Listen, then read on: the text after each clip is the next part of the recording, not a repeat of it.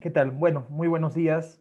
Entonces, continuamos con esta segunda sesión para trabajar el tema incidencia política, ¿no? Que empezamos trabajando ayer, abordando algunos conceptos que nos ayudan a ubicar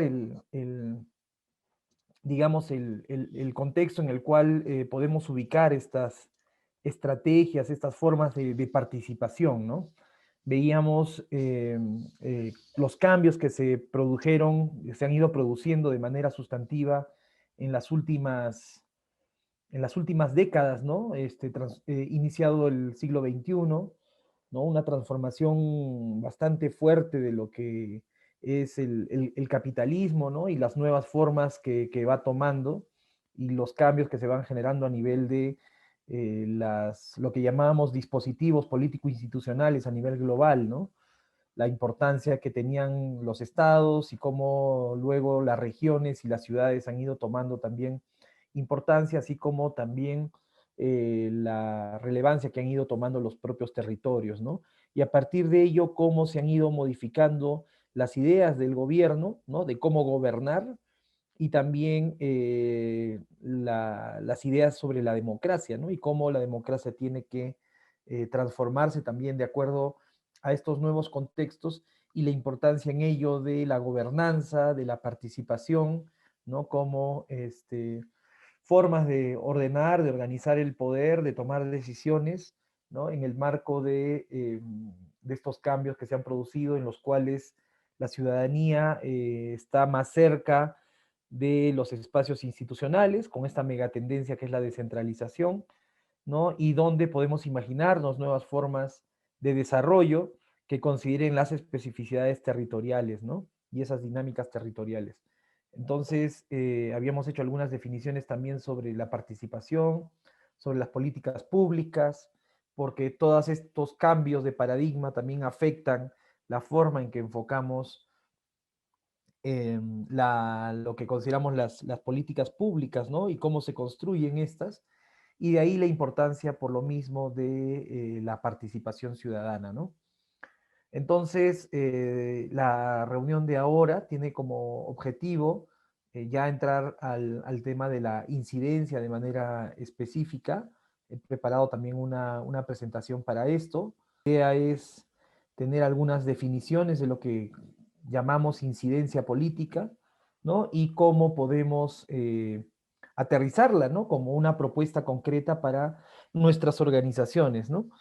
Para que podamos utilizar en nuestro trabajo y podamos también nosotros influir en la toma de decisiones, en la generación de políticas públicas, en nuestra participación, digamos, en las definiciones que atañen sin duda a nuestros territorios, y a los ciudadanos que habitan en ellos, ¿no? Ciudadanos y ciudadanas que habitan en ellos. Entonces, primero, ¿no? La definición sobre la incidencia, ¿no? La incidencia tiene que ver con nuestra idea de la participación, del sistema político y la manera en que se organiza el poder, ¿no? Hay diversas acepciones entonces sobre incidencia, no hay una sola, ¿no? Algunos consideran que es una forma de acción política que consiste en hablar por los que no tienen voz, es decir, representar. Otros que es instar a otros a hablar con uno, ¿no? Cómo generas una dinámica de presión. En esta lógica sería una forma de movilización. Otra es el respaldo a los que no tienen voz para que hablen por sí mismos, ¿no? Cómo acompañamos a los actores afectados por determinados problemas o circunstancias y hacemos, ¿no? Que hablen por sí mismos, ¿no? Y esta forma de incidencia se llama concesión de poder. Todas estas formas en realidad no se oponen entre sí, ¿no? Pueden ser complementarias y en todos los casos se trata la incidencia entonces de influir en la definición de las políticas públicas, ¿no? Y de cambiar situaciones, por tanto, ¿no? De cambiar la realidad. Algunos hablan de generar cambios estructurales, otros de generar cambios legales, ¿no es cierto? Y que no necesariamente, como hemos visto ayer, ya se dan solamente en los espacios institucionales, ¿no? Se plantean una dinámica en la cual el Estado es un actor pero no solamente es el único actor y no solamente, como decíamos ayer o mostrábamos, la gobernanza se da en los espacios formales, sino también a través de diversos mecanismos informales que debemos comprender en esta forma de entender de manera más amplia el sistema político, ¿no? Entonces, la incidencia es un proceso además que es deliberado, es decir, tomamos la decisión de impulsarla, ¿no? Y sistemático de acciones políticas, o sea, es un proceso ordenado, ¿no? Que tiene etapas, que tiene estrategias, que tiene momentos, ¿no? Y está dirigida a influir y lograr generar decisiones políticas, ¿no? Sirve para propiciar, cambiar políticas públicas que puedan ayudar a resolver determinados problemas, atender las múltiples demandas que pueden plantear los actores, pero también promover intereses sociales específicos, ¿no? Como veíamos ayer, eh, la política se basa en también el conflicto, ¿no? Y en la existencia de intereses sociales que muchas veces pueden ser contrapuestos, ¿no? Y cómo logramos generar sinergias sobre la base de esos diversos intereses sociales, pero también reconociendo pues que puede haber antagonismos, ¿no? O diferencias sustantivas entre los actores sociales. Y eso es lo que le da sentido a la política, ¿no? Y por tanto, la incidencia también implica un proceso de negociación del poder que va más allá de las dinámicas electorales, ¿no? La democracia representativa se basa principalmente en delegar el poder a nuestros representantes, pero la idea es que esta complejización que ha habido de los sistemas políticos, ¿no es cierto?, nos plantea que hay otros ámbitos y otras formas también de tomar decisiones y de relacionarnos con el poder y, por tanto, la incidencia política va más allá de las dinámicas electorales e implica generar estos cambios en diversos contextos, ¿no? Ahora, ¿cuándo se hace incidencia política?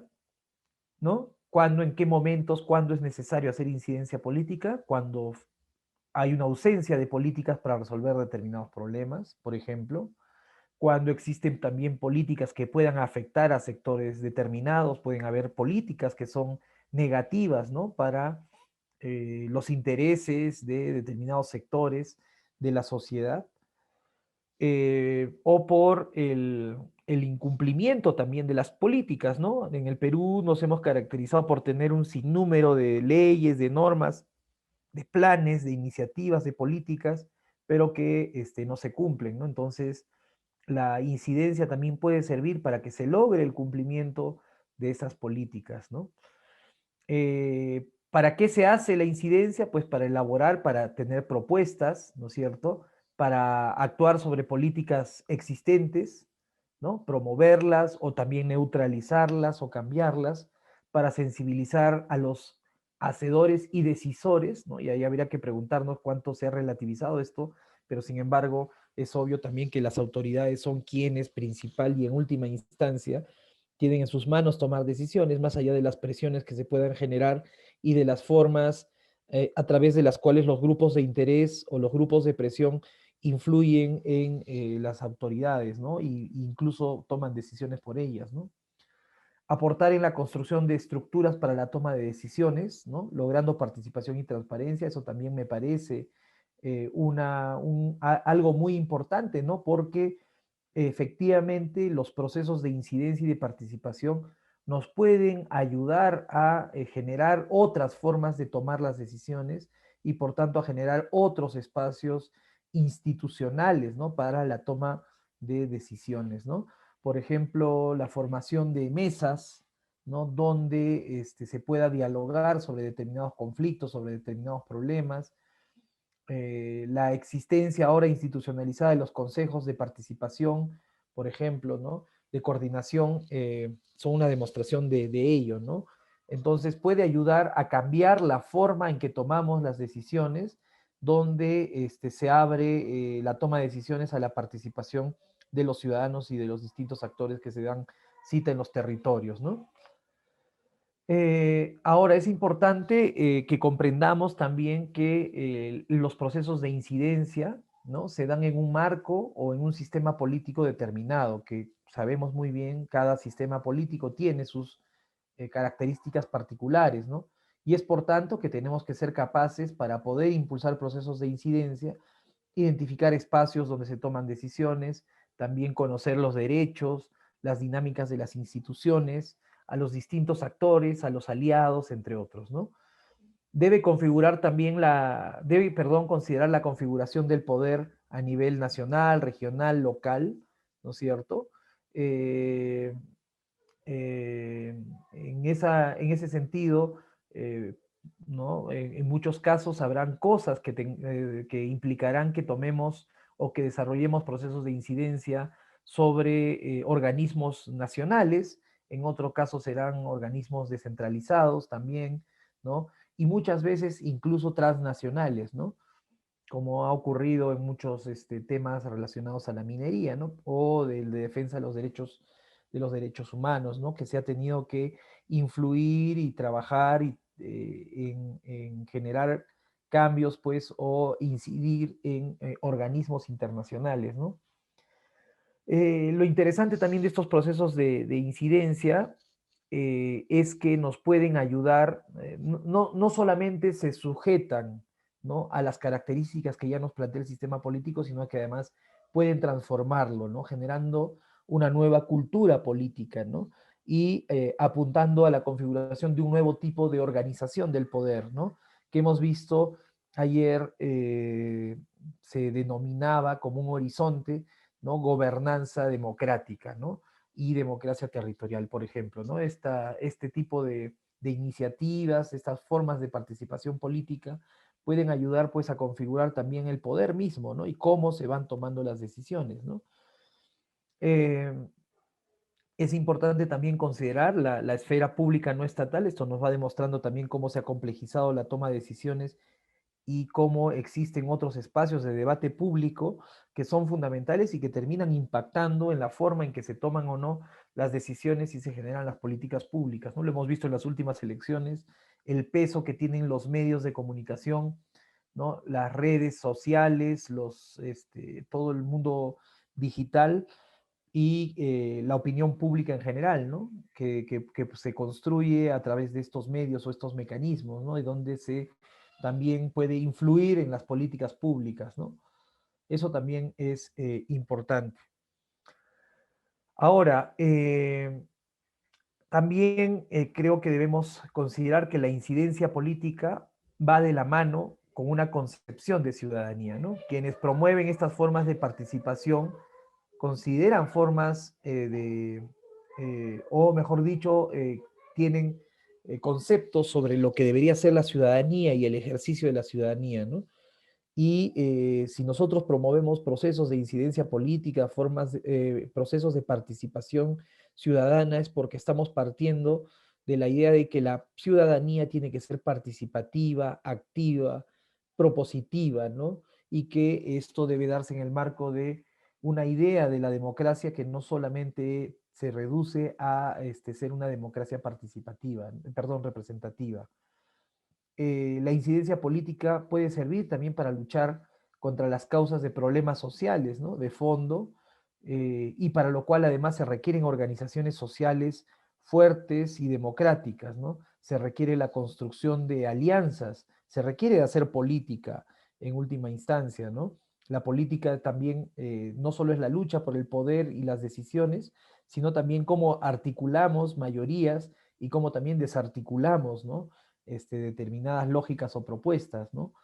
Eso también es importante, ¿no? Trabajar en estos actores para que tengan fuerza en la toma de decisiones, a esto le llamamos incidencia, ¿no? Ahora, ¿quiénes desarrollan la incidencia, ¿no? Estos procesos de incidencia. Podemos identificar algunos tipos de actores que están relacionados a los procesos de incidencia. Por ejemplo, están los promotores, ¿no? Quienes quieren, identifican los problemas y quieren actuar sobre determinados problemas generando estos procesos, ¿no? A estos les podríamos llamar promotores. Pueden ser una persona o grupo de personas, organizaciones locales, regionales, nacionales o internacionales, una red de organizaciones, una comunidad, entre otros, ¿no? Son quienes promueven estos procesos de incidencia.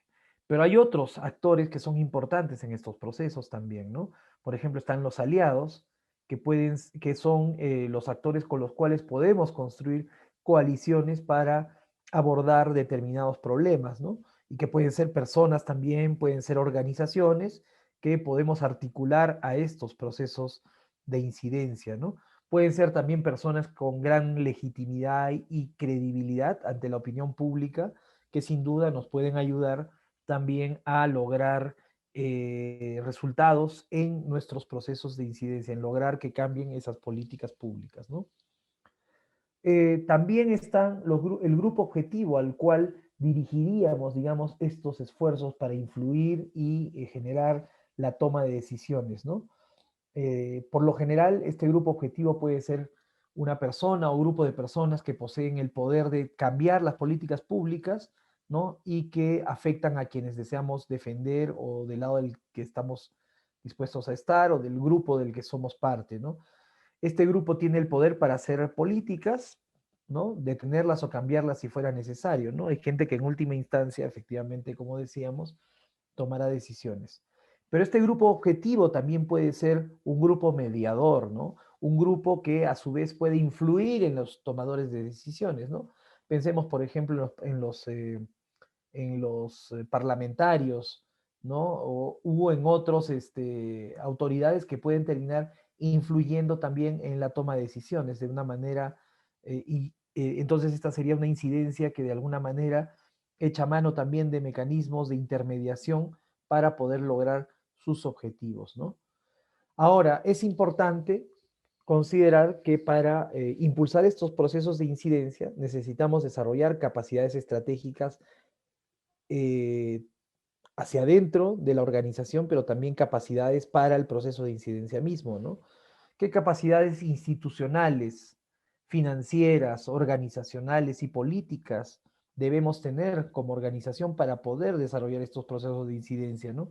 No bastan la voluntad, ¿no? Si no se tienen algún tipo de recursos, si no se tiene una estructura organizativa, ¿no? Capaz de acometer las distintas tareas que implica el impulso de un plan de incidencia, ¿no? O la implementación de un plan de incidencia y la implementación de estos procesos de incidencia, ¿no? Se necesitan también capacidades políticas, ¿no? Y de hecho, cuando se elabora un plan de incidencia, es importante también tener como punto de partida o hacer una especie de reflexión interna sobre la situación de nuestra propia organización o de las organizaciones que hacemos parte de los procesos de incidencia, ¿no?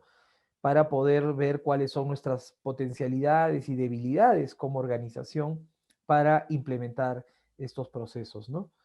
Ahora, ¿qué estrategia, qué capacidades estratégicas se necesitan para la acción de incidencia, ¿no? A ver, por ejemplo, es importante tener o contar con capacidades para desarrollar estrategias políticas, ¿no?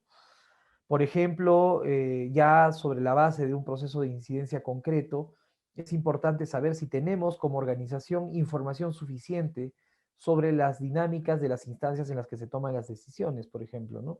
Saber quiénes son los tomadores de decisiones, cuándo se toman las decisiones, ¿no? Tener claridad de cuál es ese circuito a través del cual se van tomando las decisiones y qué procedimientos implican, ¿no? Y quiénes están en capacidad o no de tomar esas decisiones. Si tenemos, por ejemplo, capacidad de, como organización, de desarrollar procesos de cabildeo, de lobby político, ¿no?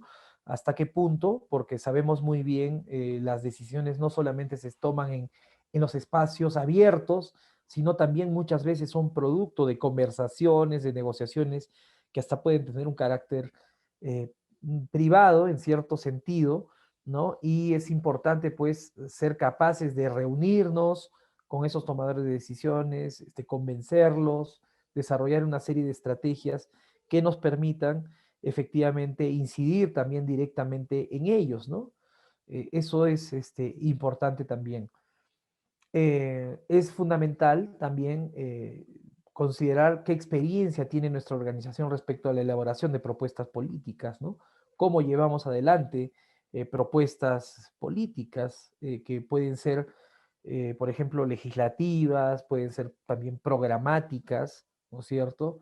y es importante pues también contar con esta capacidad de elaborar propuestas políticas para que puedan ser asumidas por quienes en última instancia deciden, pero también para convencer y armar las coaliciones que necesitamos construir para conseguir ciertos objetivos, ¿no? Es importante tener también estrategias educativas, ¿no? Porque se trata también de sensibilizar a los que toman las decisiones, pero también a los aliados, a los posibles aliados con quienes vamos a construir alianzas o a quienes queremos movilizar también para generar procesos de influencia, ¿no? Es importante por ello también definir, ¿no?, cuál es el nivel de información sobre determinadas concepciones, percepciones y prácticas de los sectores en los que se quiere desarrollar acciones de sensibilización. Muchas veces, este, digamos, logramos estos objetivos si consideramos qué están pensando los que toman esas decisiones, ¿no? ¿Cuál es su subjetividad en muchos sentidos, ¿no? ¿Cuáles son sus prácticas usualmente, ¿no? Entonces, eso es algo que no podemos soslayar tampoco, ¿no? Y finalmente están las estrategias comunicativas y de redes, ¿no? Esas capacidades de generar estrategias a nivel comunicacional, ¿no? Si hemos visto que la esfera pública y estos medios de comunicación se han convertido en espacios tan importantes para la toma de decisiones, para influir en la toma de decisiones, pues es necesario que conozcamos la dinámica de los medios de comunicación, ¿no? Desde lo más básico, ¿no? Desde cómo elaborar notas de prensa, en qué momento pueden salir de mejor manera en los noticieros, cómo desarrollar determinadas iniciativas como las conferencias de prensa, cómo organizar mejor nuestro mensaje, ¿no? Cómo generar un hecho político a través de iniciativas comunicacionales. Eso es también muy importante. Y también cómo seleccionamos al público al que queremos sensibilizar o sobre el cual queremos influir, ¿no? Tener claridad de esas capacidades técnicas para producir mensajes y usar los medios, ¿no? Y ver cómo nos relacionamos también con los actores de esos medios, ¿no? Como muy bien sabemos, los que hacemos política o los que somos parte de organizaciones que buscan influir, es importante tener, por ejemplo, un directorio, ¿no?, de determinados periodistas, ¿no? O ver qué nos permitan, y también tener una relación con ellos, ¿no? Proveerles también de cierta información que para ellos termina siendo relevante y construir niveles muchas veces de confianza para poder también posicionar nuestros mensajes, nuestras propuestas, nuestras noticias, ¿no? Entonces, y bueno, recientemente creo que también ha ido cobrando mucha fuerza el manejo de las redes sociales, ¿no? Eh, Creo que ese es todo un mundo que cada vez más se ha vuelto pues decisivo para también la toma de decisiones, ¿no? Hemos visto cómo redes como el Facebook o el Twitter, incluso, bueno, y otras, ¿no? ¿Cómo se llama el Instagram o otros son claves para poder incidir también en los procesos de decisión, ¿no? Incluso el TikTok, ¿no? Pero, como dicen muchos, la esfera donde, o mejor dicho, el tipo de red social más política, aparentemente sería Twitter, ¿no? Donde están una serie de personajes que generan corrientes de opinión que pueden tener o pueden llegar a generar impactos también en quienes toman decisiones, ¿no? Ese también es un ámbito muy importante y que si queremos hacer o queremos implementar acciones de incidencia, ¿no? Debemos definitivamente considerar. Ahora, ya luego de toda esta parte, ¿no? A lo que vamos a entrar es a cómo se diseña un plan de incidencia política, ¿no? No pretendo en esta parte entrar demasiado al detalle. Al final de esta presentación he puesto las direcciones de algunos manuales de incidencia política, ¿no? Que hay, que me han parecido súper interesantes, algunos ya un poquito antiguos, ¿no? Como el de Propuesta Ciudadana, pero que me parece es vigente en muchos sentidos. Es un manual de incidencia que lo hizo una institución en la que yo trabajé, pero también hay otros bien interesantes, ¿no? Me gustó mucho uno que revisé justo para esto, de unas iglesias en Colombia, ¿no? Entonces, no se trata en esta parte de ir demasiado al detalle, sino más bien que vayamos entendiendo, ¿no? La lógica o vayamos teniendo algún acercamiento a lo que significa hacer un plan de incidencia, cuáles serían sus etapas. Y por supuesto, en estos manuales ustedes pueden encontrar pistas de cómo hacer al detalle estos planes de incidencia, ¿no? Y una serie de instrumentos, matrices que creo que pueden ser bastante útiles cuando ustedes quieran impulsar procesos de incidencia. Entonces no vamos a entrar en demasiado detalle, pero sí tratar de explicar de qué va, de qué trata esto de los planes de incidencia, ¿no? Entonces, no sé si hay alguna pregunta hasta este punto. De acuerdo con lo que planteas, Berenice, efectivamente, ¿no? Uno de los temas en el caso peruano es que no existe una reglamentación, ¿no? Y efectivamente muchas veces lo que llamamos lobby terminan siendo mecanismos en realidad de captura de partes del Estado para la toma de decisiones que no tienen reglas y que finalmente terminan no siendo transparentes, ¿no? Es muy sabido, por ejemplo, en el Congreso de la República, que estudios de abogados prácticamente son los que formulan muchas propuestas de ley que terminan y que desconocemos, ¿no? Desconocemos que hayan participado o que son de desconocimiento público, que hayan participado en la formulación de determinadas leyes, y claro, eso nos lleva a un lado, a que estas formas de decisión o estas tomas de decisiones, estas formas de influir, sean demasiado opacas e incluso puedan llevar a dinámicas de corrupción, ¿no? Entonces, creo que sí, efectivamente es importante que no satanicemos esto, el cabildeo, ¿no? El lobby es importante, ¿no? Este diálogo, quien hace política tiene que tener una capacidad de reunirse, de mostrar sus propuestas, ¿no? De convencer al otro, y esto tiene toda una técnica, pero que tiene que ser también reglamentada, ¿no? Incluso, hasta donde tengo entendido, en otros países existen listas, ¿no? De cabilderos, o sea, sabe uno quiénes son estas personas y a qué organizaciones buscan representar de manera tal que sabemos, y es legítimo, ¿no? Que busquen representar sus intereses, ¿no? En el Perú nos movemos en una lógica medio culposa sobre los intereses sociales, ¿no? Pero por otro lado, al final, de manera opaca, se imponen justamente intereses particulares por sobre los intereses de las mayorías porque estas cosas no son de conocimiento público, ¿no? Entonces creo que eso también es importante y nosotros y nosotras si queremos desarrollar también dinámicas de incidencia, pues tenemos que ser capaces de manejar las herramientas, ¿no? De cabildeo, de, de lobby, ¿no es cierto?, para poder también plantear nuestras propuestas. Creo que de eso se trata. A ver, entonces, ahora vamos a hablar un poco de cómo se diseña un plan de incidencia, ¿no? Porque un proceso de incidencia, obviamente, y estas acciones de incidencia se tienen que articular en una propuesta sistemática, como hemos visto, ¿no es cierto?, que se formula a través de un plan de incidencia política. Entonces, lo primero que tenemos que definir es qué es un plan de incidencia. Un plan de incidencia es una guía para la acción, ¿no? Es como un mapa que nos permite orientarnos para desarrollar determinadas acciones, desplegar estrategias que nos permitan obtener determinados objetivos, ¿no? Esta guía para la acción debe ser, en el caso de nuestras organizaciones y en el caso de cualquier estrategia, documentos explícitos y conocidos, ¿no? Tenemos que formularlos de manera explícita, de manera tal que sean una guía para la acción, no para un individuo, sino para un conjunto de individuos, de organizaciones, de coaliciones, ¿no?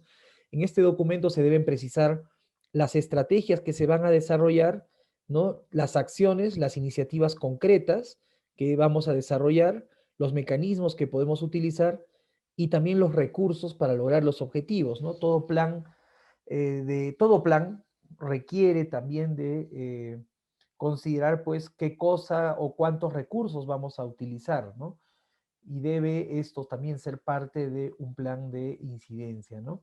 Ahora, ¿cuál es la utilidad? Bueno, decíamos es una guía para la acción, Estos planes son importantes porque nos ayudan a focalizar nuestros esfuerzos y no a dispersarlos, además de tener una mirada estratégica, ¿no es cierto? Cuando tenemos un plan, una mirada estratégica, pueden ocurrir cambios en el camino, pero que nosotros tenemos que enfrentar sin perder de vista cuál es el objetivo final de lo que queremos alcanzar, ¿no?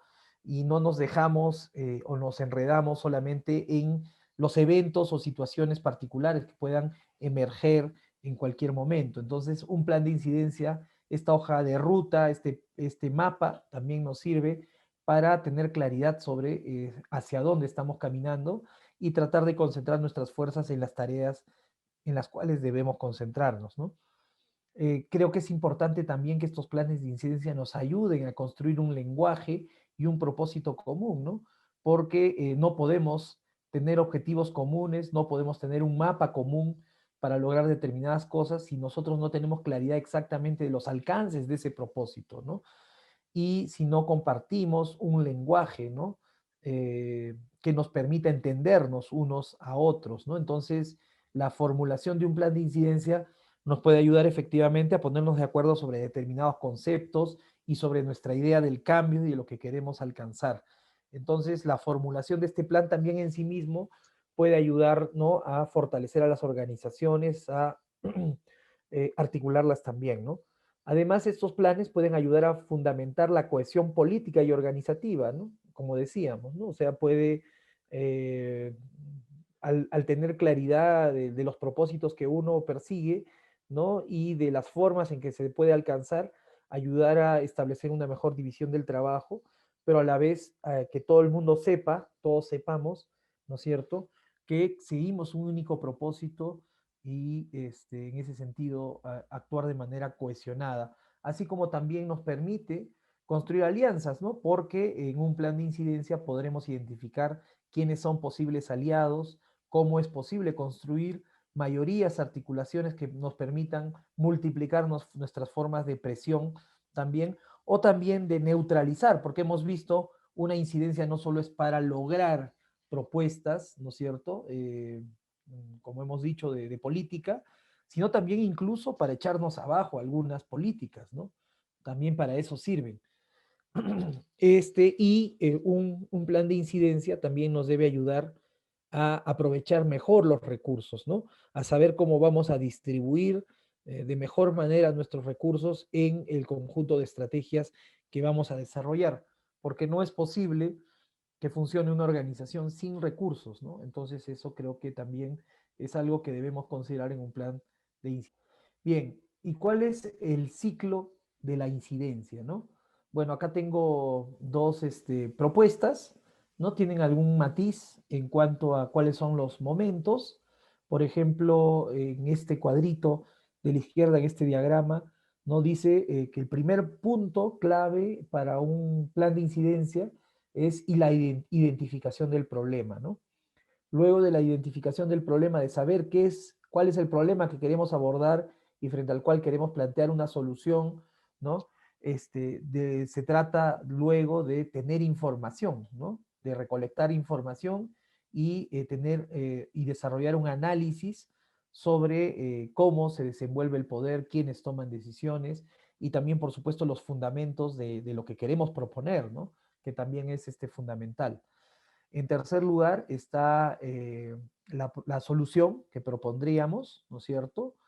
En cuarto lugar, las estrategias para lograr ese objetivo, qué medios vamos a utilizar para alcanzar estos objetivos, ¿no? Que encadenen una serie de acciones que nos permitan lograr el objetivo final, ¿no? Y también parte de un plan de incidencia tiene que ser la evaluación continua, ¿no? Porque efectivamente podemos estar equivocándonos en nuestra estrategia o podemos estar o requeriremos, de acuerdo a la emergencia de determinadas situaciones, evaluar y ajustar también nuestro plan de incidencia. Todo plan debe ser ajustable, como muy bien sabemos, ¿no? Eso también es importante. ¿Cuál es la diferencia con este otro? A ver, acá tenemos otro diagrama, otro cuadrito que nos ayuda un poco a ver cuáles son los pasos para generar una iniciativa de incidencia política. Coincide acá con la selección y análisis del problema. Tenemos que seleccionar cuál es el problema. Para ello hay una serie de consideraciones, ¿no?, que vamos a presentar más adelante, y luego analizar el problema. Eso es importante. En este caso, el paso 2 es la definición de la propuesta, que en este caso, sobre la base de este análisis que se haga, se puede replantear. Eso es lo que plantea este manual, ¿no? Pero el caso es que en esta definición de la propuesta se tiene que identificar el problema, ¿no? Identificar qué audiencias, a quiénes nos vamos a dirigir, ¿no es cierto? ¿Cuáles son los objetivos de la incidencia y cuál es la justificación? ¿Qué justifica que hagamos esto? ¿Qué hace relevante, ¿no?, que convenza a otros de la importancia de estas políticas que queremos promover, ¿no? Entonces, esa es la definición de la propuesta. En tercer lugar, el análisis del poder. Es importante en el análisis del poder identificar el blanco, es decir, a quién fundamentalmente nos queremos dirigir para lograr el objetivo, al decisor, ¿no?, a la persona que en última instancia estaría en la posibilidad de tomar una decisión para que se pueda plasmar la iniciativa que nosotros queremos desarrollar. Y es importante también en esto identificar a los aliados, ¿no?, a quienes pueden sumarse a nuestra causa, quiénes son los opositores, también están los indecisos, ¿no es cierto? Es decir, hacer todo un mapa de poder que nos permita también actuar y desplegar nuestras estrategias, ¿no? Saber a quiénes tenemos que llegar para lograr nuestros objetivos. Y aquí también es importante el autoanálisis, ¿no? Esta contrastación que yo les planteaba entre lo que también son nuestras propias capacidades para lograr estos objetivos, ¿no?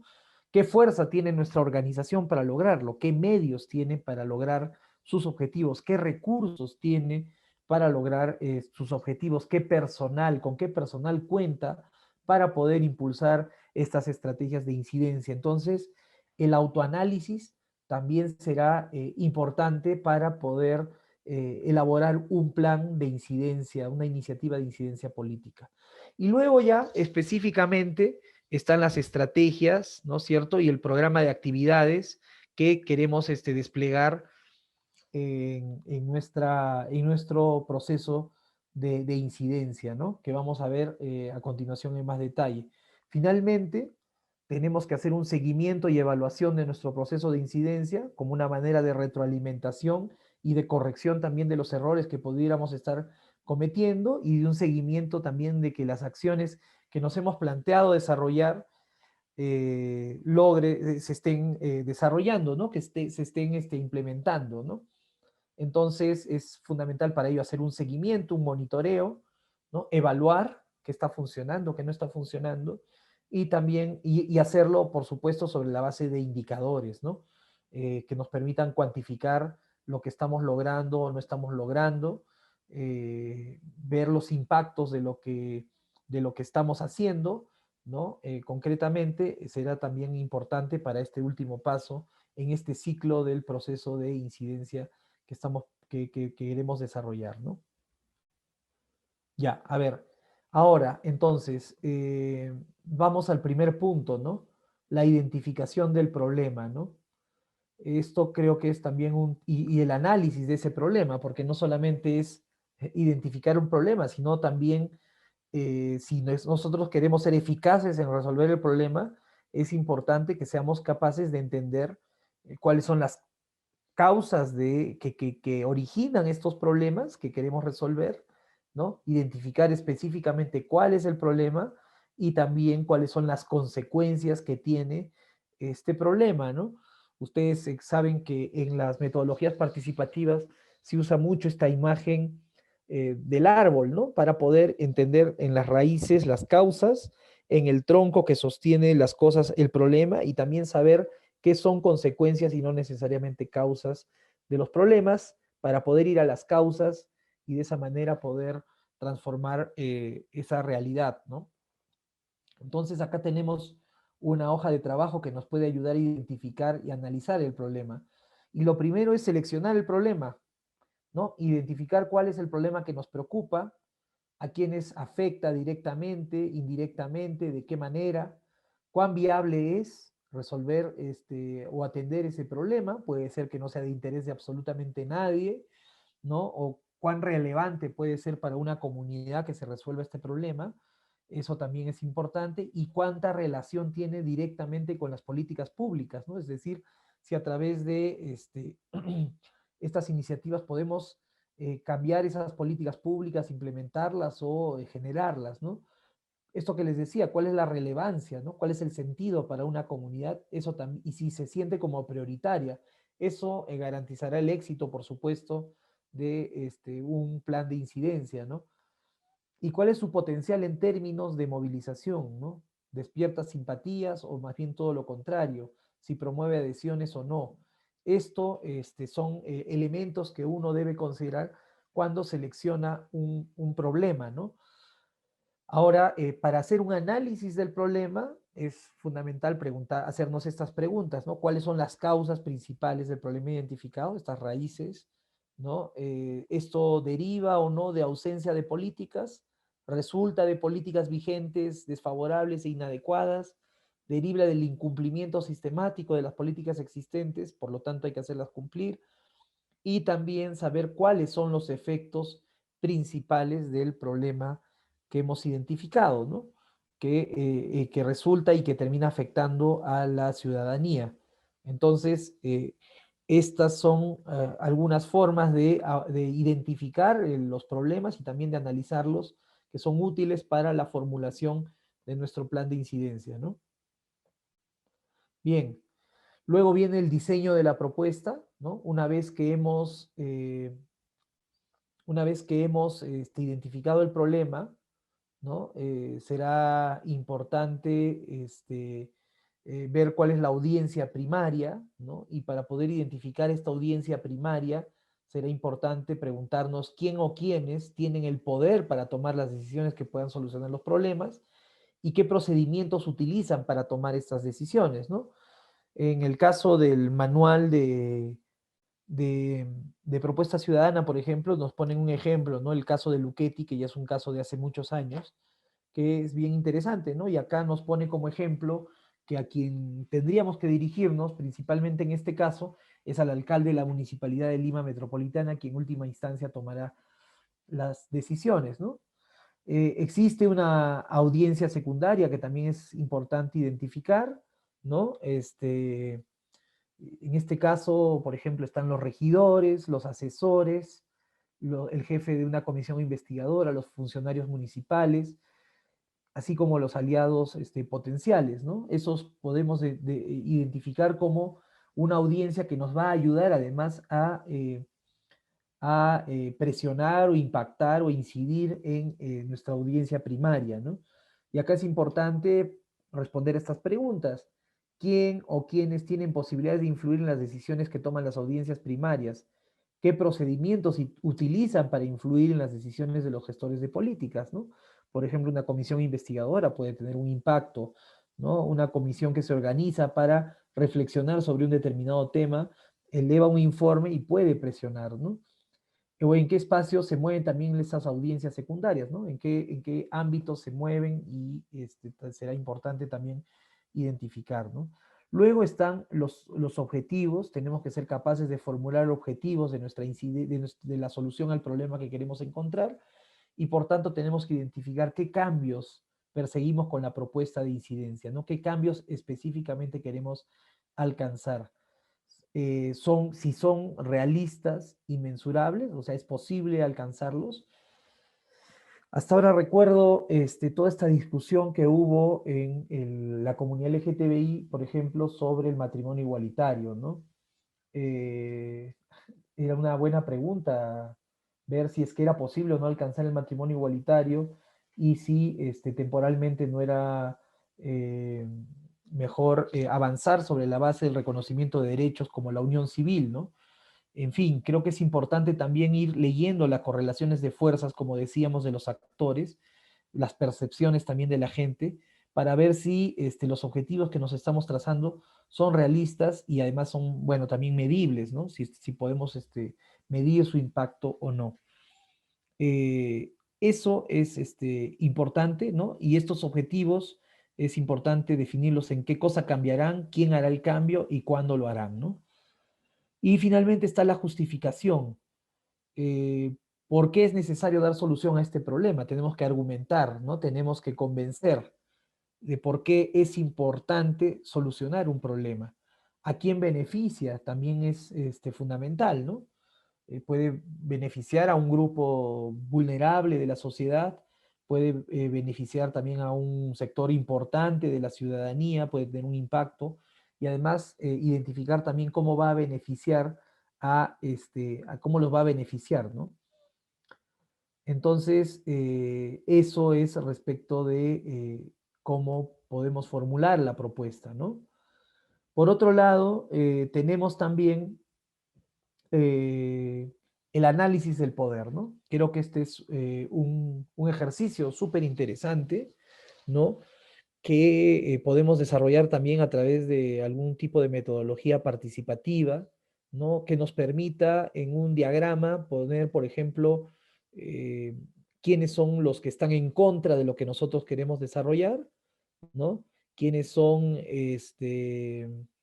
quiénes estarían a favor, a quién tenemos que principalmente llegar para que pueda tomar estas decisiones, ¿no? Cuánto peso puedan tener esos opositores, por ejemplo, también es importante. Quiénes podrían ser nuestros aliados en la causa por la que estamos luchando. Identificar estos indecisos que podríamos ganar a nuestra causa, ¿no es cierto? Y tratar de incidir y llegar a ellos a través de diversas metodologías o procedimientos, ¿no? Será importante. Y también será, como les había mencionado, identificar nuestras propias capacidades para poder, digamos, nuestras propias capacidades en este esquema, en este diagrama de poder que podemos construir, ¿no? Creo que esta es una tarea fundamental, ¿no? Que nos permite ver también, evaluar qué correlación de fuerzas tenemos, que es un elemento fundamental de la política. Si nosotros no evaluamos la correlación de fuerzas, pues podemos pecar de voluntaristas, ¿no es cierto? En muchos casos, o también podemos ser excesivamente conservadores en los objetivos que nos estamos proponiendo, ¿no? Un mapa como este nos permite ver cómo vamos a actuar de cara a los actores, que son finalmente los protagonistas que nos pueden ayudar o no a lograr ciertos resultados. Entonces, este mapa es pues muy importante para nosotros y acá hay una serie de preguntas que nos pueden ayudar, ¿no? A ver cómo podemos identificarlos y caracterizarlos también, ¿no? Porque hay que caracterizar a estos distintos actores para poder desarrollar nuestro plan de incidencia y nuestras estrategias de incidencia. Bien, luego tenemos ya las estrategias, ¿no es cierto? Eh, las estrategias deben considerar una variedad de métodos y actividades. Una estrategia es una articulación de acciones que buscan obtener un propósito, ¿no es cierto? No es lo mismo una estrategia que una actividad, ¿no? Ni que un método tampoco. Una estrategia puede valerse de métodos y actividades para llegar a su fin, ¿no es cierto? Y las articula en una lógica coherente, ¿no? Esto es importante y podemos mencionar, por ejemplo, el cabildeo, ¿no? Las formas de concientización y sensibilización de la población a la que queremos atender o con quien queremos trabajar o de la que somos parte, ¿no? La incidencia también a través de campañas comunicacionales que serán muy importantes, nos pueden ayudar o hacen parte de una estrategia, ¿no? Una estrategia para lograr determinados objetivos, ¿no? Y acá tenemos algunos ejes de estrategia, ¿no? Por ejemplo, está el cabildeo, que ya hemos mencionado, ¿no? Que tiene determinados propósitos, que tiene una metodología, ¿no? Que creo que son interesantes y que pueden desagregarse en acciones concretas, ¿no? En un plan determinado, ¿no? Si vamos a hacer el cabildeo, por ejemplo, tenemos que identificar con quién tenemos que reunirnos, ¿no es cierto? Cuándo nos reunimos, pero antes de esto es fundamental, ¿no? Definir en el cabildeo, por ejemplo, cuál es el propósito, ¿no? Nuestro propósito es comunicar adecuadamente a los decisores la propuesta, conocer las posiciones de estos actores en este esquema de poder y su relación con las personas que toman las decisiones, eh, nos permite afinar el mapa de poder, ¿no es cierto? Saber con más exactitud qué rol puede cumplir este personaje, ¿no? Y además motivar a las personas, ¿no? El cabildeo también es eso, ¿no? Es hablar, dialogar con las personas para convencerlas de lo que queremos lograr, ¿no? Y de los impactos que pueden generarse con estas iniciativas, ¿no? ¿Cómo se hace? Bueno, podemos identificar estos actores, plantear objetivos y metas, analizar posiciones, desarrollar argumentos, en fin. Y hay una serie de consejos que aquí se plantean, ¿no? Por ejemplo, quien hace cabildeo debe tener determinadas características, ¿no? Tiene que tener una preparación determinada, ser capaz de dirigirse claramente, ¿no es cierto? Y no abundar en lo que no deba abundar. En fin, se necesitan ciertas capacidades también y ver de qué manera lo que se pueda lograr con este proceso de cabildeo también se pueda traducir en algún tipo de acuerdos bien concretos, ¿no? Y darles un seguimiento también. Entonces, el cabildeo es un eje de la estrategia muy importante en estos procesos de incidencia. Otros son también los procesos de movilización, ¿no? Que también son, que es un eje también de la estrategia, un eje estratégico para lograr impulsar estos procesos de cabildeo, ¿no? Eh, Estos pueden ayudarnos, por ejemplo, a fortalecer la estructura de nuestros movimientos, de nuestras organizaciones, incorporar a la población afectada al proceso de incidencia, construir mecanismos para movilizarnos a diversos sectores, construir redes con ellos para lograr estos objetivos, ¿no? Entonces, esto también es un eje estratégico fundamental, ¿no? La movilización de otros actores y el fortalecimiento de nuestras coaliciones para lograr los objetivos que queremos alcanzar. Está también la sensibilización de la que ya hemos hablado, ¿no? Y la idea es ver cómo convencemos a través de diversos mecanismos formativos, por ejemplo, pueden ser talleres, reuniones, también, ¿no? Las reuniones pueden ser una forma también de sensibilización, compartir información, dar a conocer cuáles son las situaciones de las personas que están o comunidades que están afectadas por determinadas situaciones que requieren ser resueltas, ¿no? Entonces todo eso hace un proceso de sensibilización, yo diría también de capacitación, de formación, que es importante, ¿no? Eh, y finalmente, como lo hemos dicho, con la creciente importancia de los medios de comunicación y de las redes, es también fundamental pues un eje estratégico en torno a la comunicación, ¿no? Ver cómo ubicamos el tema en la agenda pública será algo muy importante, ¿no? Ahora lo hacemos a través de hashtags en Twitter, por ejemplo, podemos generar ahí una movida que permita que se ubique el problema en la discusión pública y que genere un conjunto de reacciones. Es por supuesto importante el tema de la credibilidad, ¿no? Que nuestra comunicación mostremos que sabemos del tema, que tenemos un sustento. Eso es fundamental en la percepción de la opinión pública, ¿no? Para que nos tomen en serio, ver cómo generamos corrientes de opinión, ¿no? Favorables y cómo generamos presión sobre las personas decisivas, ¿no? Y aquí también hay una serie del cómo, ¿no? Que siempre dejamos de lado, que es tan importante, ¿no? Que es muy útil para poder desarrollar esa estrategia de comunicación, ¿no? ¿Qué objetivos perseguimos con nuestra estrategia en los medios? ¿A qué público exactamente queremos llegar? Creo que eso también es importante. Habrá públicos que son más sensibles que otros a nuestra causa, ¿no? ¿Qué medios vamos a priorizar? Los de alcance nacional, regional, territorial, temático, ¿no? Cómo formulamos el mensaje, eso también es crucial, digamos, en una estrategia de comunicaciones, ¿no es cierto? De hecho, de lo que conocemos, por ejemplo, hay mensajes que son muy potentes, ¿no? Al margen de nuestra valoración sobre ellos, ¿no? Y que incluso pueden ser contraproducentes, pero que terminan siendo muy, muy potentes, ¿no? Entonces, la formulación del mensaje es un tema también importante, ¿no? Y ver también cómo podemos generar acceso a los medios, ¿no? No porque seamos nosotros vamos a poder acceder a los medios. Entonces tenemos que generar también toda una estrategia para poder acceder a los medios de comunicación, ¿no? Generar hechos políticos, muchas veces sirven las conferencias de prensa, las ruedas de prensa, pero también pueden hacerse un conjunto de hechos simbólicos que nos pueden ayudar a tener mayor acceso a los medios de comunicación. Y como decíamos, ¿no? Las redes también creo que son un ámbito muy importante para ahora, sobre todo, para poder generar, ¿no? Procesos de incidencia, ¿no?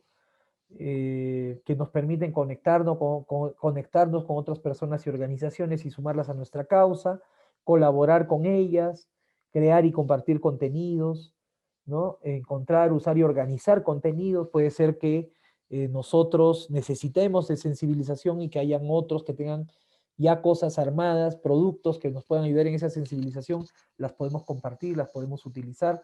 Entonces las redes efectivamente pueden servir perfectamente para esto y para potenciar la estrategia que estamos llevando adelante, ¿no? Además de identificar, por supuesto, en estas redes a quienes podrían estar con nosotros, a quienes podríamos llegar, convencer, generar una red de influenciadores, influencers que nos puedan apoyar en nuestro trabajo, ¿no?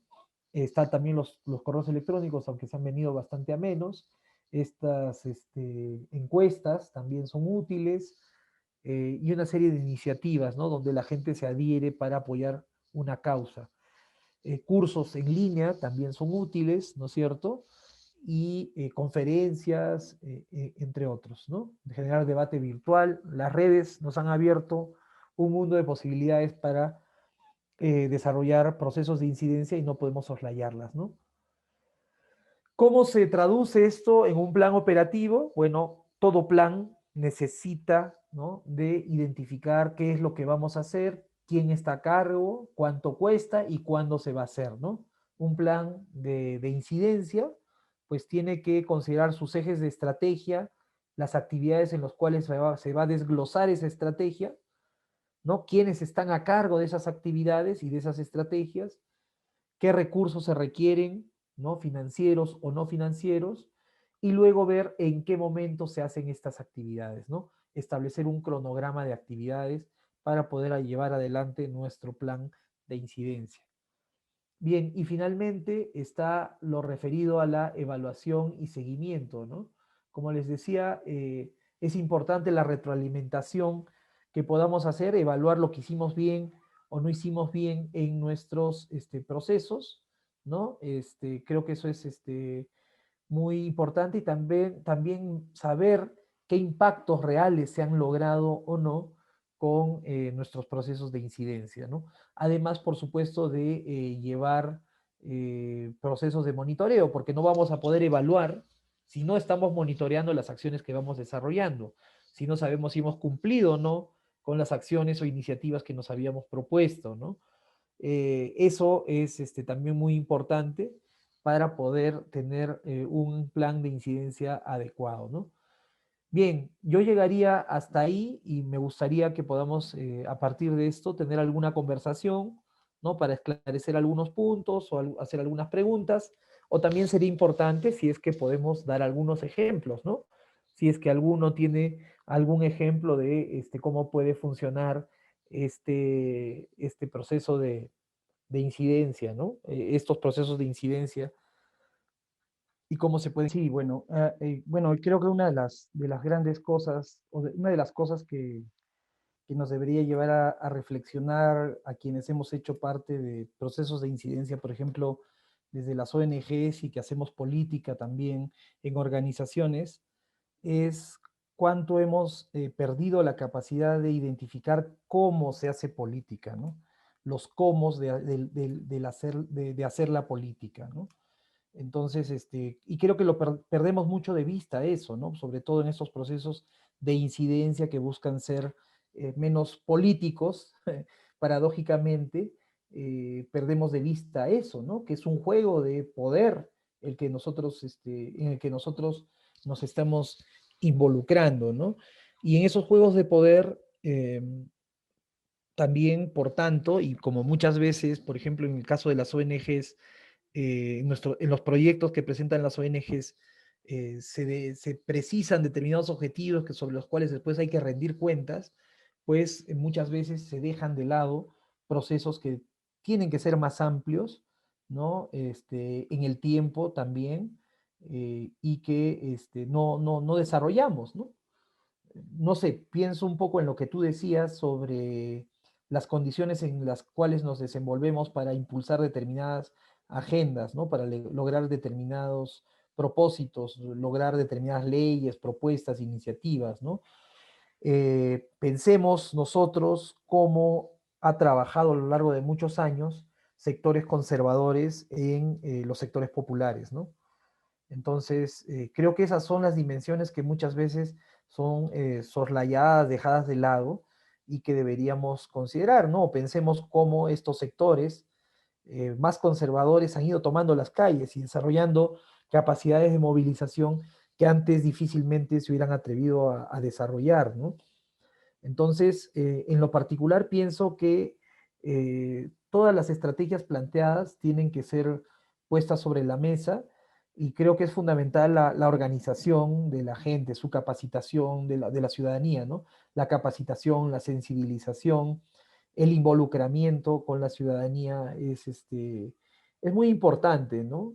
Para poder lograr estos objetivos que además deben verse en el marco de procesos, ¿no? Procesos más amplios que nos permitan pues cambiar la correlación de fuerzas que hay no solamente por la presencia de determinados actores con poder, sino también en el campo de las llamadas sociedad civil, ¿no? De la sociedad misma, ¿no?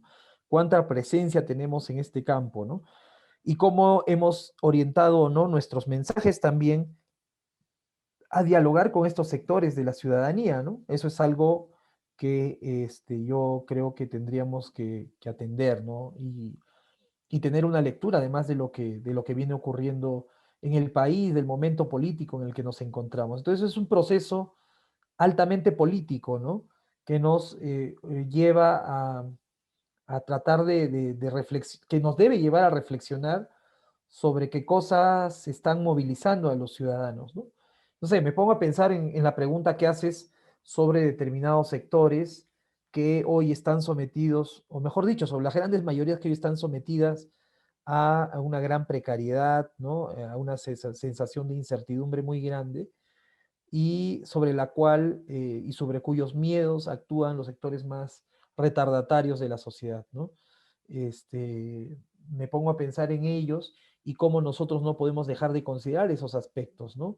Y cómo sobre la base de eso tenemos también que construir y desarrollar nuestros procesos de incidencia, ¿no?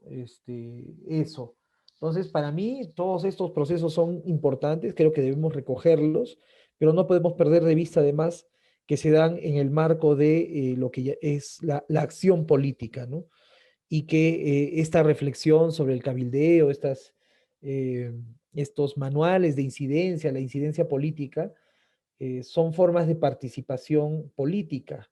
Creo que eso es importante y que se dan en el marco de procesos mucho más amplios, ¿no? Como decía, muchas veces nos hemos enfocado en pequeños objetivos, nuestras organizaciones, y nos hemos desconectado además de objetivos mucho más amplios. Ayer hacíamos la pregunta, ¿no? ¿Hasta qué punto las acciones que vamos a desarrollar y estos mecanismos de participación de los que hacemos parte realmente tienen la fuerza para cambiar estructuralmente la situación en el país, ¿no? Y para generar cambios realmente estructurales. Yo creo que esa es una pregunta que tenemos que hacernos, que nos lleva a repensar también la propia actividad política, ¿no? La importancia desde mi punto de vista de los partidos políticos, y si bien es cierto, debemos tomar en cuenta lo local, ¿no? Y lo sectorial, esto no puede verse de ninguna manera desarticulado de una perspectiva más nacional, ¿no? Creo que eso es también muy importante, ¿no? Porque lo que hemos tenido a lo largo de los últimos años son pequeños sectores que tienen agendas muy particulares, todos creen que sus agendas particulares son las prioritarias, incapaces de dialogar unas con otras, incapaces de tener una mirada más amplia, ¿no? Que permita articular su propia acción a acciones mucho más amplias que nos permitan pues generar cambios de mayor alcance, de mayor impacto, ¿no? Entonces, ese creo que es un gran desafío para nuestras organizaciones, ¿no? Cómo nuestras propias y particulares agendas hacen parte de procesos más amplios y de un proyecto mucho más amplio que nos permite impulsar cambios estructurales. Eso para mí es algo clave, ¿no? Sobre la segunda vuelta, bueno, creo que se dieron condiciones para que un determinado discurso, ¿no? En un momento en el cual se buscaba también neutralizar a otras fuerzas políticas, pudo tener espacio, ¿no? Para crecer.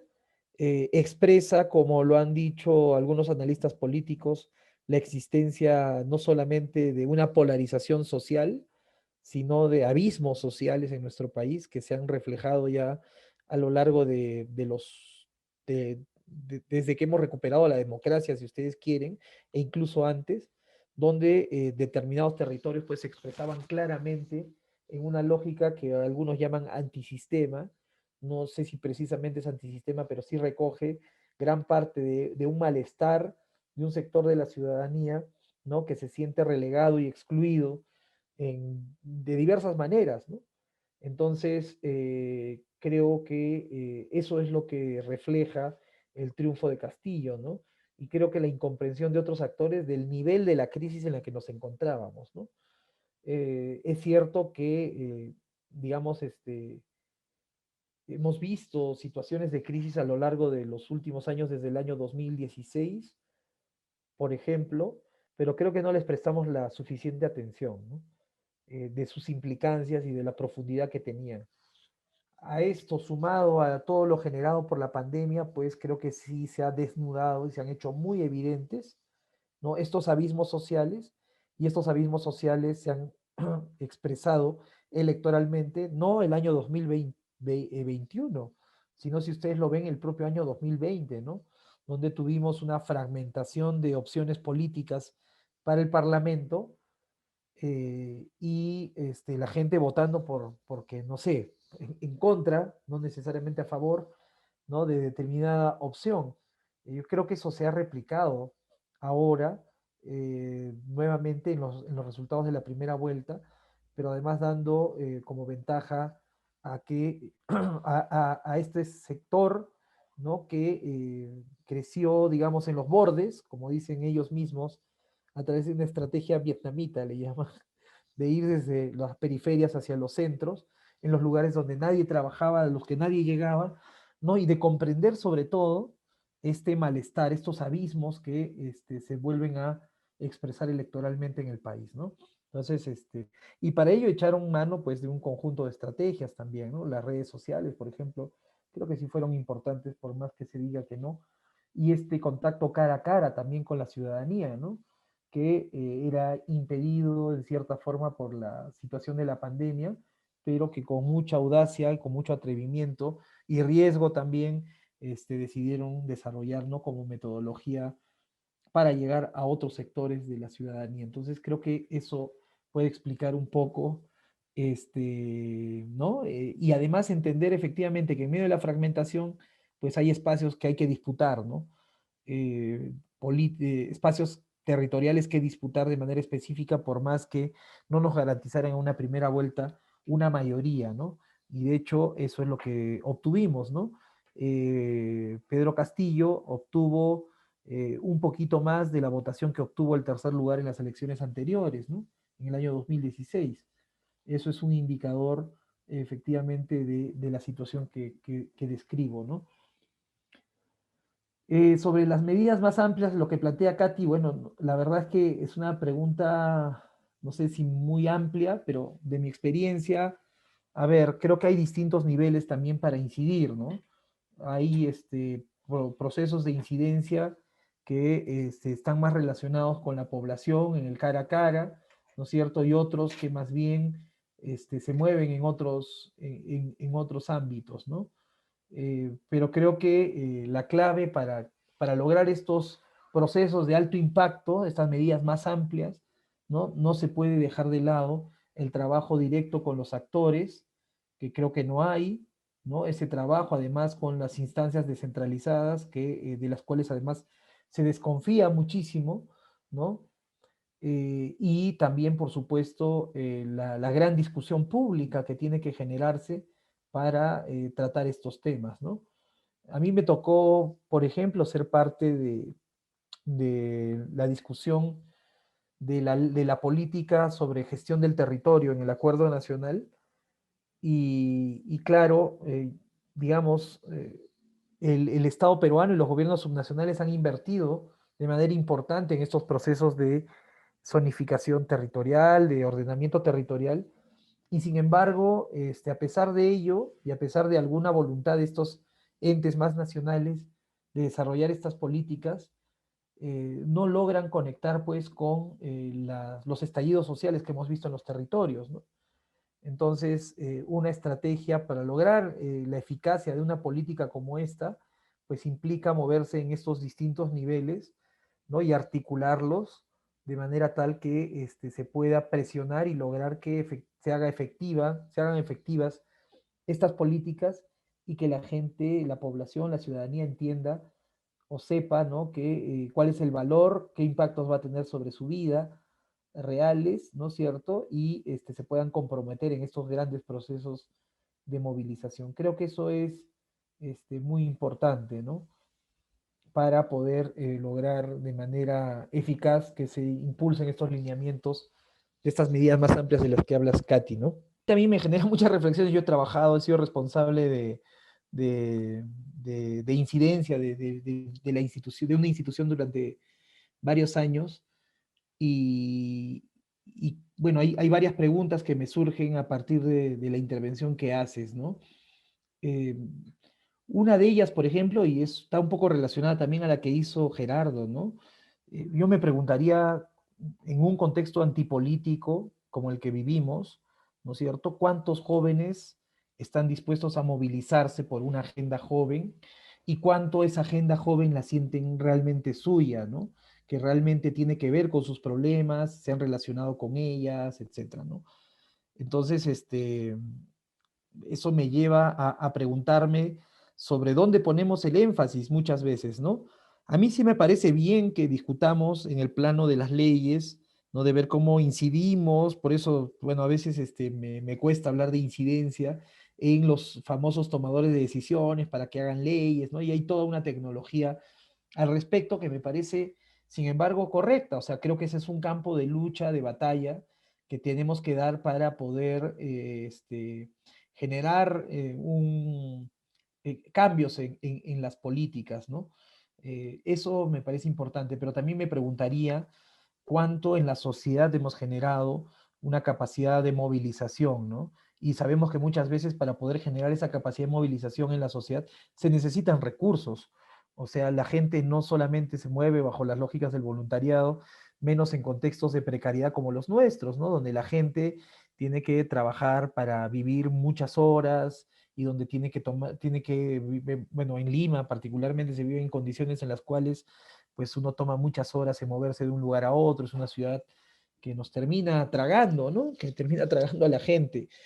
Entonces, pero creo que esa pregunta sobre el tema de cómo articulamos realmente a amplios sectores de los jóvenes para poder impulsar esta agenda es, creo, una gran pregunta que tendríamos que hacernos como organizaciones que somos y también cómo en esa agenda joven que queremos implementar y en estas propuestas de estos consejos de la juventud, por ejemplo, deberíamos pensar que podríamos garantizar o generar que se pueda canalizar, ¿no? A la participación real de los jóvenes, ¿no? Incentivar su participación. Ese es un gran dilema que se tiene, ¿no? Es como el dilema del huevo o la gallina, ¿no? No nos podemos movilizar porque no tenemos condiciones, no tenemos espacios donde estar, donde, ¿no? Y al revés también no nos podemos movilizar porque estos espacios tampoco terminan de generar las condiciones que incentiven propiamente la movilización de los jóvenes. Encima esto en un contexto de antipolítica, de precariedad muy grande, ¿no? En el cual nos desenvolvemos, ¿no? Entonces creo que eso es bien interesante, ¿no? En realidad sobre el Congreso hay múltiples opciones para acercarnos a los actores, ¿no? Hay que hacer un mapa efectivamente de poder ver qué congresistas podrían levantar esta agenda, hacerla suya, qué condiciones tienen para lograr que se aprueben las leyes. Ustedes saben muy bien que las mayorías en el Congreso suelen castigar a las minorías, no es fácil promover leyes, hay una competencia incluso de proyectos de ley, no solamente entre bancadas, sino incluso dentro de las propias bancadas. Entonces, como que construir coaliciones para lograr sacar adelante proyectos de ley no es algo tan sencillo, ¿no? Pero creo que con una campaña adecuada a nivel comunicacional, con un nivel de movilización y por supuesto también tomando contacto con los distintos actores en el Parlamento, con las bancadas, e identificando actores de manera específica que puedan asumir estas banderas, creo que se podría lograr algo bastante interesante, ¿no? En el marco de lograr esta ley que planteas, que efectivamente creo que si no hay niveles de autonomía, pues terminan siendo cooptadas por las autoridades de turno, que es lo que ha ocurrido siempre, ¿no es cierto? Y estas responsabilidades de los jóvenes terminan siendo chambitas, ¿no? Para los allegados de las autoridades y no espacios donde realmente se pueda lograr una representación de los jóvenes, ¿no? Que eso sería bastante interesante, ¿no? Por otro lado, creo que sí es interesante. eh, He conocido otras experiencias participativas en otros países y, por ejemplo, existen desde el propio Estado escuelas, ¿no? De formación y de liderazgo para jóvenes, ¿no? O para agentes de la participación, digamos, ¿no? Porque la movilización, la organización y la participación requieren del desarrollo de capacidades, ¿no?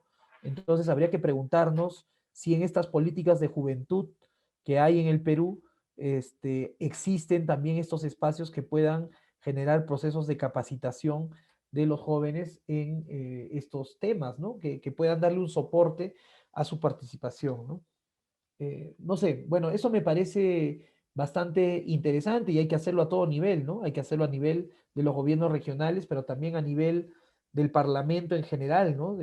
Creo que esa es una pelea que se tiene que hacer, pero que como ocurre en otros sectores, ¿no? De nuestro país de cara a otros movimientos sociales, es como que hay un gran vacío entre las direcciones nacionales y sus expresiones territoriales, ¿no? No hemos logrado construir y tejer organizaciones que tengan mayor densidad organizativa, que tengan cuadros intermedios y que le puedan dar un soporte, pues, de movilización y de vínculo con las bases a nuestras organizaciones, ¿no? Y de esa manera, pues, hay como una especie de vacío, ¿no? Y una dificultad de poner en una agenda más de masas, si se quiere, nuestros problemas. No sé, me pongo a pensar a la luz del ejemplo que ha presentado sobre los jóvenes, la situación, por ejemplo, de la Comisión de la Verdad, ¿no? Y de los afectados por la violencia política. Sabemos que en el Perú los afectados de la violencia política son miles de miles, ¿no es cierto? Teniendo 70.000 muertos en lo que se llama el conflicto armado interno, pues en realidad los afectados deberían ser muchísimos, ¿no? Y claro, digamos, se hizo una comisión de la verdad, se generaron una serie de iniciativas arriba, ¿no es cierto? Pero no logramos hacer de ese debate carne realmente de la sociedad en su conjunto, ¿no? Sino que fue un debate arriba en la comisión y fue un debate o un asunto abordado por pequeñas organizaciones de afectados por la violencia política y finalmente nunca logró ser un debate nacional propiamente dicho. Yo por lo menos creo que para hacer una comisión de la verdad sí hubo muchos déficits, ¿no? Para poner este debate en la agenda pública. Creo que con el tema de los jóvenes puede pasar lo mismo, ¿no? O sea, ¿cómo logramos que se ponga en la agenda pública el tema de los jóvenes?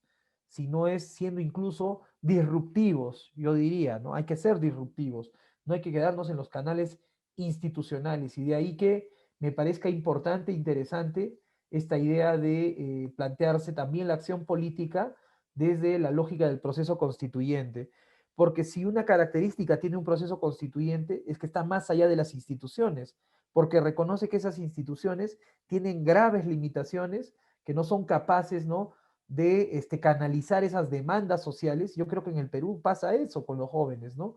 O sea, no hay instituciones o las instituciones que existen no son capaces de canalizar sus expectativas y sus demandas de manera adecuada Y esto ocurre, además, no por, digamos, porque creo que es conveniente para quienes están en el poder que no haya un nivel de organización de los jóvenes, ¿no? Ahora, la relación con los partidos políticos también es problemática, ¿no? En el Perú no hay militancias políticas, ¿no?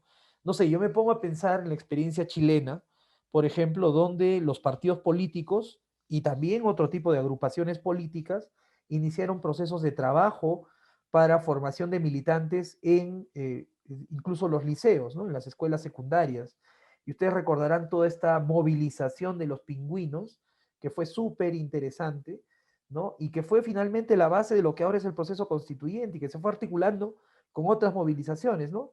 Esta movilización contra las represas en el Aysén, por ejemplo, y luego esta movilización por la educación gratuita, el, y el alza de costos, ¿no? Y hemos visto cómo el solo hecho de protestar contra el alza de los pasajes termina desembocando en una movilización generalizada en el país, ¿no? Y esa es la base de un poder constituyente, es cuando ya esa institucionalidad no es capaz o ha demostrado ser incapaz de canalizar las demandas, ¿no? De una ciudadanía movilizada. Entonces, yo creo que ese es el déficit que tenemos en nuestras organizaciones. Hemos dejado de lado esas dinámicas más disruptivas y, paradójicamente, le hemos puesto mucho énfasis al cabildeo, ¿no? A la incidencia, entendía muchas veces, además principalmente, como cabildeo, ¿no? Como esta relación con las autoridades, que yo digo no es tan mal, insisto, ¿no? Incluso eso puede servir como una palanca para desplegar la movilización ciudadana cuando logramos poner en el debate determinadas demandas, ¿no es cierto?, que hagan que además o que incentiven a que la ciudadanía se movilice, ¿no?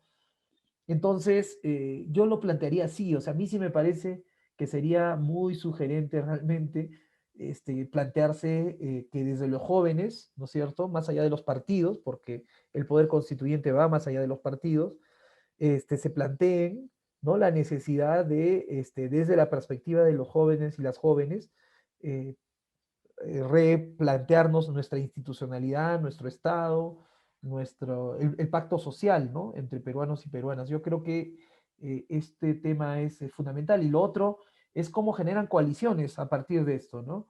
Creo que eso también es importante. El problema del empleo no solamente es de los jóvenes, ¿no? Entonces creo que ahí hay un punto de conexión con otro tipo de activismo, de organizaciones que sería importante tener. El tema ambiental igual, ¿no? Creo que habría que ver con qué otro tipo de actores sociales uno puede articularse también para fortalecer una agenda ambiental en el Perú. En el Perú hay una serie de conflictos socioambientales, como bien sabemos, han marcado incluso la conflictividad social a lo largo de los años, pero sin embargo no hay propiamente un debate ambiental en el Perú, es una cosa pero alucinante, ¿no? No hay una agenda ambientalista, ecologista, yo no la veo, sinceramente, la veo muy limitada. Entonces, ¿cómo conectamos estos actores? El tema educativo igual, el tema de la salud igual.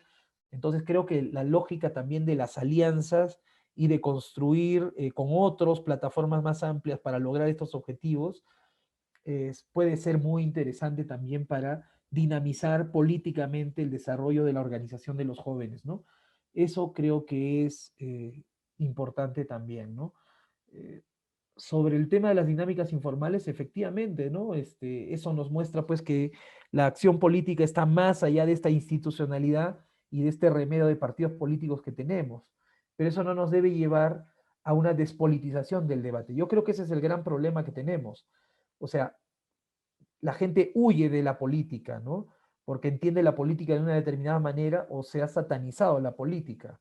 Entonces, cuando es increíble, ¿no? Cuando una autoridad política que ha sido electa por un partido tiene una opinión política, la gente dice que está perdiendo su neutralidad y eso no es así. Es una autoridad política. O muchos funcionarios sabemos que para poder ser funcionarios muchas veces tienen que renunciar a tener una identidad política. Eso a mí me parece negativo, ¿no? Despolitiza la discusión. O nos han llevado también a esta especie de oposición entre sociedad civil, ¿no es cierto?, y movimiento social versus la organización política y supuestamente el movimiento social, y la sociedad civil son los buenos, los puros, y los malos y corruptos son siempre los de los partidos políticos, ¿no? Entonces, ¿cómo logramos resolver esos problemas, esas supuestas dicotomías? Creo que sería fundamental para poder dinamizar más a nuestras organizaciones, tanto políticas como de la sociedad civil, ¿no? Eso creo que es importante. O sea, cómo politizamos las discusiones, porque todo esto tiene que ver con una disputa del poder. ¿Por qué no hay leyes o por qué no se implementan las políticas de territorio, por ejemplo? ¿Por qué se ha dejado descarrilar la descentralización? ¿Por qué tenemos estas limitadas políticas de juventud?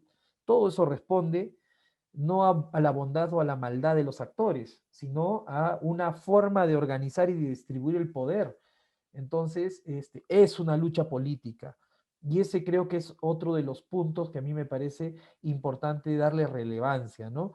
O sea, si no promovemos la emergencia de actores políticos, de liderazgos políticos y de la politización del debate público, entendiendo que el debate público está atravesado por intereses sociales legítimos, entonces vamos a seguir, digamos, en lo mismo, ¿no? Sin generar la movilización que se requiere para producir estos grandes cambios que se necesitan en la sociedad, ¿no?